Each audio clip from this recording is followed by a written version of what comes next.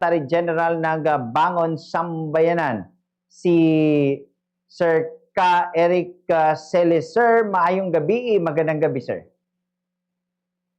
Magandang gabi sa iyo, Bombo Kevin. Magandang gabi po sa mga tagapagpakinig at tagapanood at tagapagsubaybay ng Bombo Radio Philippines at ng Zona Libre.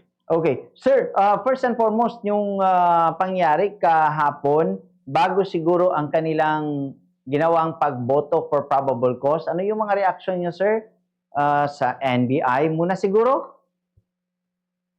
Well, malinaw naman mga kababayan that the NBI is already a weaponized institution. Pag sinabi pong weaponized, ginagamit po ito sa instrumento para mag-persecute, magpangharas at magpanggipit at manakot ng mga political opposition. So we expect na gano'n na magiging role nito, lalo na nang umupo ito ang political operator na si Director Matibag. No? Ang record nito, kahit dito yan sa panahon ni Duterte, political operator, yan, mga larong politika ang ginagamit niyan pag sinabing political operator. Ngayon, mas lalo siyang nabigyan ng otoridad at kapangyarihan na gamitin po ang batas, ikutan ito, at magkunwari na ito ay bahagi ng kanyang function as a top law enforcement agency pertaining to high-profile crimes. No? Ganyan ang ginagamit niya ngayon, nagmamaskara sa dyan. So, ang mga testimonya niya, ang kanyang mga pinagsasabi, ay nakabahagi o nakapackage doon sa script na ididiin ng todo-todo si Vice President Sara Duterte, ipahiya ito at magsagawa ng mga pagpapahayag na kunwari ay covered ng kanyang authority bilang NBI Director. Which hindi po yan ginawa ng mga previous director sa kanya. Like si Judge Jaime Santiago. Naging police officer yon bago maging judge, abogado din. Hindi niya ginawa ang ganitong uri ng karapalan at lantaran na pag-abuso sa poder at kapangyarihan. Mantakin mo, ang mga kagaya ko at si Ginoong Jason sa magsasampa sila ng crime na cyber libel. Ang cyber libel po ay crime against a person. Kung ang nasaktan at nalabag mo ng iyong mga abuso sa komentaryo, yun ang dapat na nagpa-file ng kaso. For this case, si Marcos Jr. bilang presidente, siya dapat ang complainant. No? Bakit si Matibag? Hindi naman siya ang kinomentaryohan namin doon sa health and medical condition ng presidente. Pero inakyat pa rin sa korte. Magpapiansa pa rin ako, mag-attend ako sa hearing, kasama si Jason sa... At may bago pa silang kaso, unlawful publication. Baka maya-maya, ang kaso din mo sa bahagi mo, Bombo Kevin, ay unlawful interview. So, we expect that kind of mababa na uri ng garapalan na practice. Ang ginagawa ngayon ng NBI, nakakalungkot, nakakabahala.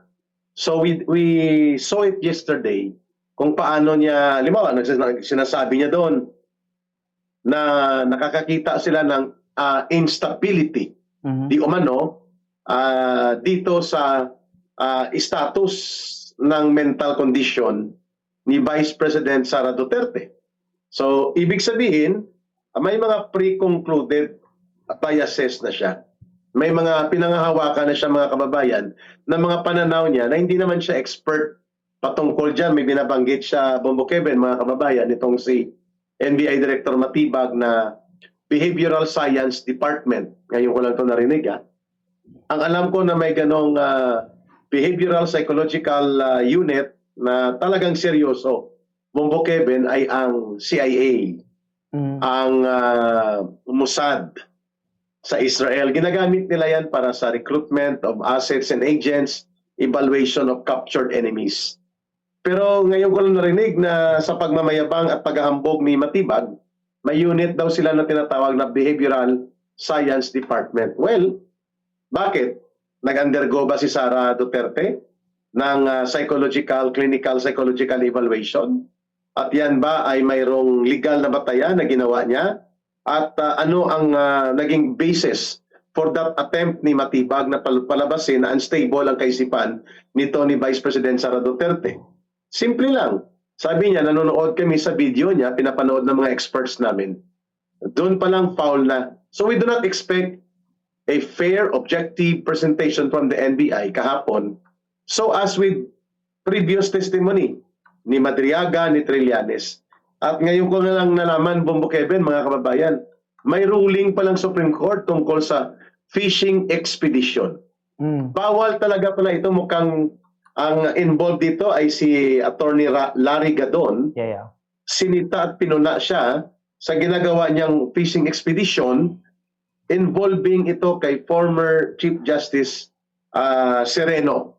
So, malamang sa malamang po na nakikita ito hindi lamang ng ating mga mamamayan kundi ng mga maestrado ng Korte Suprema. At nararamdaman ko, kaya nga Bombo Kevin, kung mapapansin mo, mga kababayan, kung mapapansin ninyo, tumiklop sila doon sa pagbulatlat at paglalahad in public ng mga BIR income tax receipts ni Vice President Sara Duterte kasi nag-warning na itong matino na mas matino ang pag-iisip nito ng BIR Commissioner na si Charlito Mendoza kung ikukumpara sa abusado na kaisipan na ginawa ng AMLAC o Anti-Money Laundering Council Executive Director na si Binaventura. Kaya ang sabi ni Mendoza, hindi pwede yan kung walang court order. Ang mga income tax receipts and income tax documents ay personal, private, and confidential to a person or to a corporation.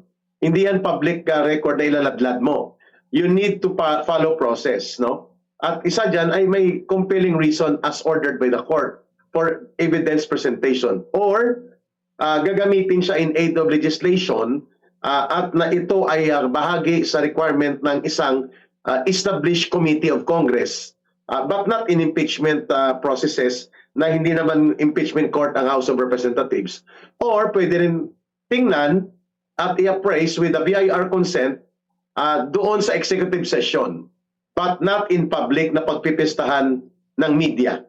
So tumiklop kahapon ng House of Representatives dahil alam nila ng una nilang ginawa na pagbulatlat at pagkaladkad sa publiko ng mga financial and bank transactions ni Sara Duterte at ng kanyang asawa kahit hindi pa siya Vice President mula 2006 hanggang 2026. Malinaw po na yun ay paglabag sa bank secrecy law, sa Anti-Money Laundering Act, and yun ay criminal activities. Kaya hindi na nila inulit kahapon pa at mukhang bumahag ang buntot nila doon sa warning ng BIR that they will not consent to an illegal act na walang malinaw na court basis that will sanction yung pagkakaladkad in public na naman sana ng income tax receipts ng mag-asawa o lalo na ni Vice President Sara Duterte. Bombo Kevin. Okay. And yung iba nga, no, may nakikita ako nga mga nag-check, nag-fact check sa mga pahayag niya, even sa ayan sir, yung vice presidential na mga tao na nagbabantay, sabi kay dating vice president, 30 lang daw katao, kang VP Sara, 500 katao daw. Pero even yung mga attorneys na nasa ibang kulay, kinokorek siya na mali yung sinasabi mo. Pero this means na wala man lang isa sa mga nakasama ng dating vice presidente ang nagtawag siguro direkta sa dating vice president. Is it correct or not yung pinagsasabi ng naturang director? That was intended, Bombo Kevin. Okay. Intentional yung pagsisinungaling na yon. Ang tawag dyan ay manipulation. Sa CPP, NPA, NDF na lingwahe, ang tawag dyan ay propaganda. Ang tawag naman dyan sa psychological operations, IO, information operations. You want to inject some wrong data into an information to create a public opinion sympathy. Kasi nais niyang ipalabas na primadona, no? At abusado sa pribilehiyo si Vice President Sara Duterte. Yan ang naisip palabas ni NBI Director Matibag. Hindi totoo na 50 lang ang security detail kay Leni Robredo. Oh. I think ang nakuha ko na data is mga 80 plus. Yeah. Pero nationwide na yung deployment, no? At hindi yun one at a time. One in all time. Kundi cycle din. Ang kay Vice President Sara Duterte, hindi naman po umabot ng 500 or 400. Tsaka hindi niya hiningi yon. Ang nag-organize po niya na yung Armed Forces of the Philippines. Yun naman po ay cycle din. Mga kababayan, hindi po hiningi ni Vice President Sara Duterte na bigyan siya ng isang batalyon na mag-secure sa kanya. Ang nagbuo po, nag-organize ng VPSG or Vice Presidential Security Group ay ang Armed Forces of the Philippines in coordination with the Philippine National Police. At nang okay pa sila ni Bongbong Marcos Jr. sa unit team, I think mga nasa 200 plus na nakalista, pero one at a time, hindi po all at the same time. So sa isang linggo, posible ang naka-duty 30, next week na naman 30. Kung pupunta siya sa Visayas, ganito. Ganyan po ang pagpapaliwanag na nakuha ko mula po sa staff ni Vice President Sara Duterte. So malinaw na nag-i-inject ng kasinungalingan at distorted na mga impormasyon itong si Matibag para mag-create ng public opinion against the Vice President. Pati nga, Bumbo Kevin, mga kababayan, binangga niya ang sinasabi ni DILG Secretary John B. Crimolia na ang binisita ni Vice President Sara Duterte ay si former Congressman Arnie Tevez. Hindi sila nagkita at hindi sila nakapag-usap o hindi niya binisita si Ramil Madriaga. Pero sabi ni Matibag, mayroon daw silang matibay na mga resource persons na mayroong nangyari na ganon. Well, his word, kailan lang ba siya dumating? Wala pang isang buwan yata siya dyan, pero nag-uhuramentado na siya sa pagsasampa ng kaso, raid dito, raid doon, file dito, file doon. Lahat na lang ginagawa niya, sobrang sipsip, no? Itong si Matibag. Pero nakalimutan niya, 2 years na lang kulang-kulang ang term nila. Sigurado to, tuwang-tuwa ang sambayan ng Pilipino na nawala na si General Nicolas Torre. 83 days lang. Itong si Matibag, baka abutin lang ito ng mga 60 days. Sa ginagawa niya nito, hindi malayong mangyari na ilalaglag niya ng tudo si Marcos. No? If Marcos Jr. will not put a hold dito sa parang asong ulol na mga style na operation ni Matibag at ang kanyang diskarte na pang propaganda at tatakutin kanya na i-read kanya, papailan kanya ng kaso, iharas kanya using the NBI scope of authority and mga powers and network nila, titiklop ka talaga sa kanya. Pero nakita naman po natin, Bongbong Kevin, overacting. Yan ang nakita ko kay Matibag doon sa House of Representatives. May isa pa kong gustong punahin dito, Bongbong Kevin, Yes, sir. sa interview mo. Si dating NBI Director Jimmy Santiago ay naging SWAT officer yon, sniper. Talagang on the field, on the battleground.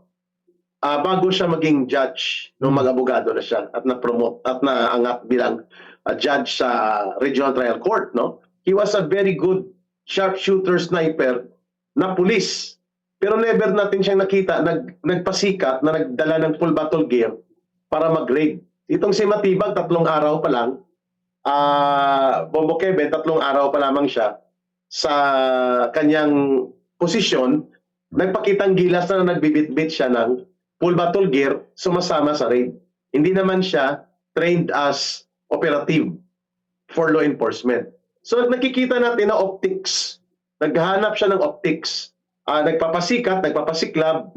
At ito nga ang ginagawa niya sa loob pa lang ng 1 buwan, ay tuloy-tuloy na ang kanyang pagsasagawa ng abusado ng mga hakbang bilang NBI Director. And we saw it during sa House Committee on Justice hearing kahapon. Okay. Sir, expectations nyo sa mga naging pahayag naman ng Senado ngayong araw, sir, sa impeachment? Well, ini-expect na ng majority ng mga senador na iaakyat o itatransmit ang articles of impeachment because alam naman natin na ang requirement lang sa batas ay 107 or around 108 signatories. at magboto ng yes for transmittal upang ipaakyat ang impeachment laban kay Vice President Sara Duterte. And they have that number. They have that numbers of Congress members sa ilalim po ng control nila Marcos at Romualdez upang makuha ang 1/3. To push itong ginagawa nila na muling ipa-impeach at ipaakyat sa Senado ang complaint kay Sara Duterte. So in-expect na po yan ng Senado na mangyayari.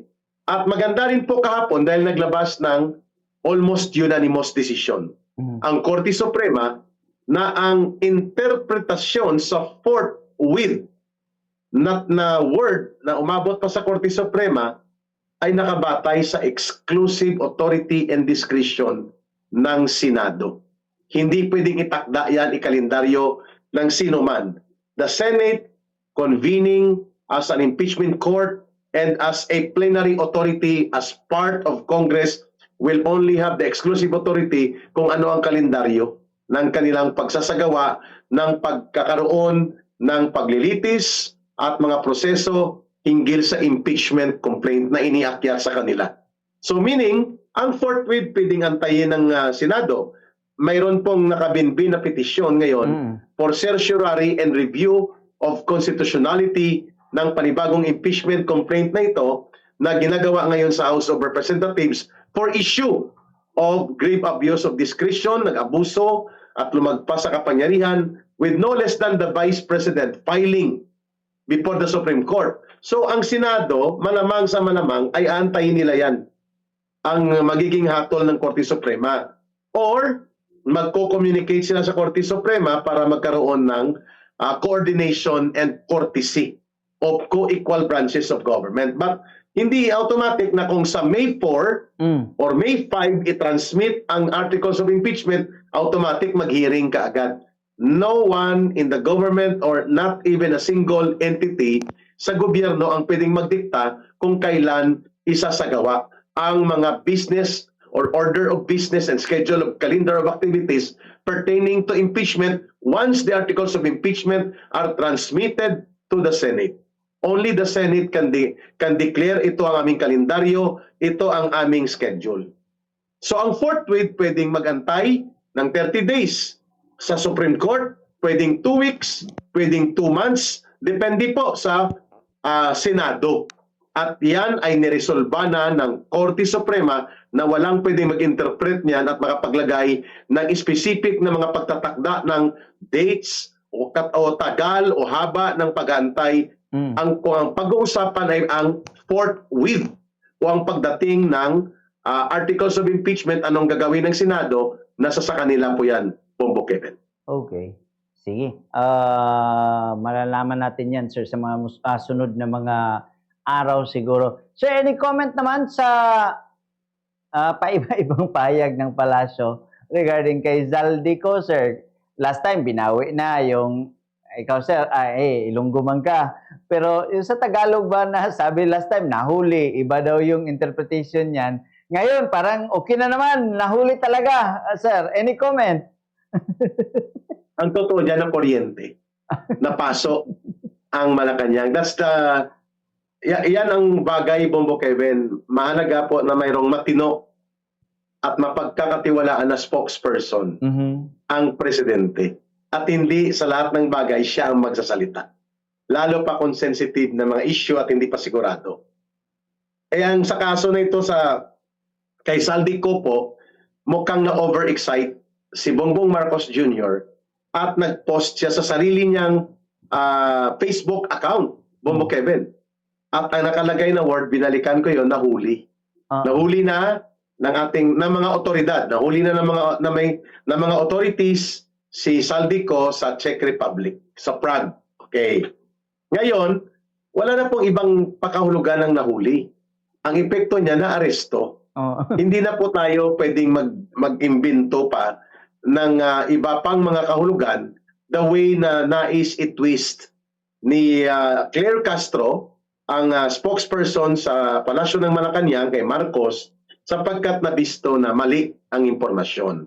Ang totoo palang nangyari, based doon sa pahayag na isinalaysay ni Atty. Harry Roque because he talked to Saldico na border security check si Saldico sa Germany. At mula doon, wala siyang maipakita na valid travel document such as active and valid passport. Kasi ang kanyang Philippine status na passport ay expired o canceled. Ang kanyang isa pang passport which they do not expose in public, and alam namin Portuguese passport yon dahil mayroon siyang Portugal citizenship, si Saldico hindi niya yata nadala. Hindi niya na-present kaagad. So mula doon sa border security check sa Germany, border and Prague or Czechoslovakia, pinabalik siya sa Czechoslovakia. At doon, nag-process siya ng kanyang immigration documentation. So ang tamang termino doon, na-hold. Hindi siya nahuli.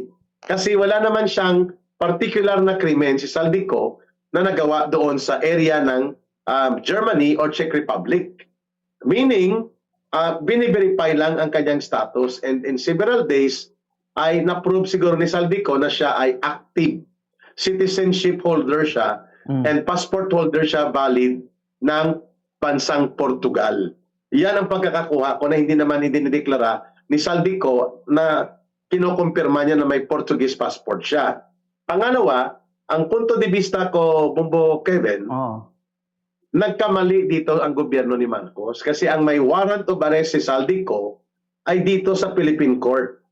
Pero ang Philippine Court at ang ating mga judicial processes cannot interfere in the European Union or in the particular country sa Europe. Hindi pwede yun gamitin. Dapat nag-request ng deportation coordination.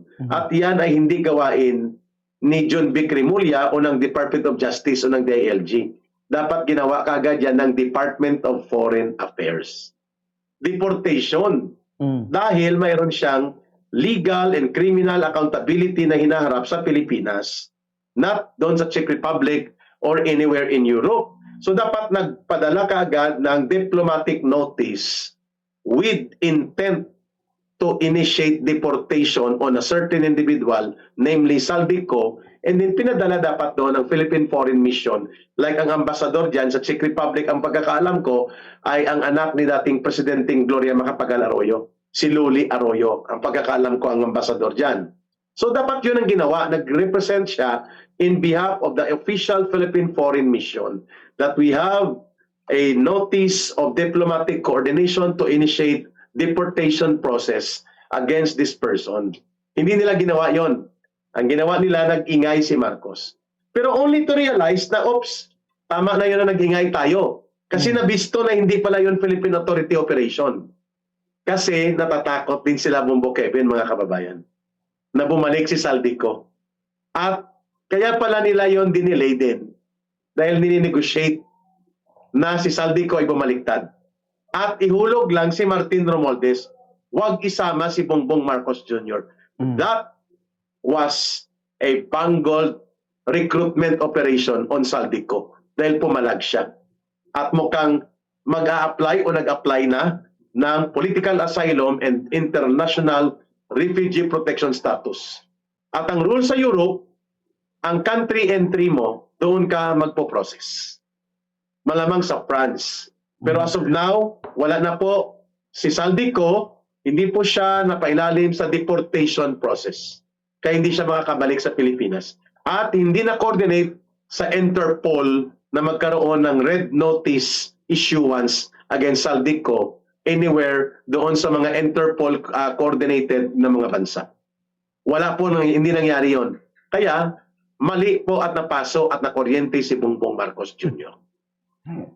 Much better na hindi na lang talaga maging reporter yung Pangulo para may pwedeng matanggal sa trabaho. Di ba pag ganyan, sir? Di ba mostly yung nagsalita, yung palalayasin. Pero pag ganyan, very difficult to kuha na talaga. Dipinsahan. Hindi mo na mababawi, Bongo Kevin. Kasi the principal has already burned himself into a fictitious and misinformation na uri ng gusto niya kasi magpabida eh. Only to find out, ops, mas maganda wala si Saldico kasi hindi man pala ito mag-cooperate at mukhang hindi niya rin ilalaglag si Martin Romualdez at idadamay pa rin kami. So better na hindi na lang siya i-pursue. Kasi kung seryoso sila, they could have presented a challenge of deportation against Saldico. And they could have coordinated with Interpol for issuance of red notice. Pero hindi nila ginawa, Bobo Kevin. Meaning, mas gusto ni Marcos Jr. at ng kanyang gobyerno na wala si Saldico sa Pilipinas. Because it will spill all the beans doon sa sindikato na operation ng pagnanakaw at pangungurakot nila sa gobyerno. Sige. Jeffrey ka Eric Celis, sir. Daghan kayong salamat, sir. Maraming salamat, sir, sa mga punto, sa mga usapin sa ngayon, especially ngayong gabi po. Salamat po. Mayong gabi. Mayang gabi, Bombo Kevin. Mabuhay po ang Bombo Radio Philippines at ang programa ninyong Zona Libre. Thank you for the time and mabuhay po ang sambayan ng Pilipino. And happy Workers' Day sa buong uring manggagawa for tomorrow. Mabuhay po kayo sa Bombo Radio.